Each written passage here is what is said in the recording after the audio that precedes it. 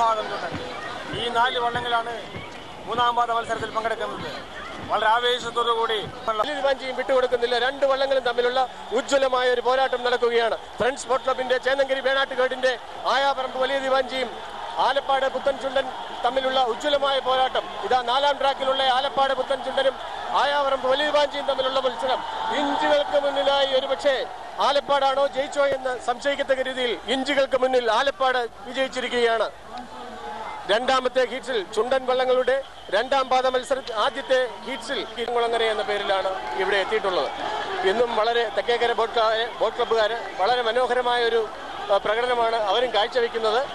അവരും നന്നായി തുഴയുന്നുണ്ട്. എന്നാൽ 4ാമത്തെ ട്രാക്കിൽ വരുന്ന ആനാരി ചുണ്ടൻ മറവൻ തുരുത്ത് ബോട്ട് ക്ലബ്ബുകാർ, റെഡ് സ്റ്റാർ ബോട്ട് ക്ലബ്ബ് മറവൻ തുരുത്തുകാരാണ് തുഴയുന്നത്.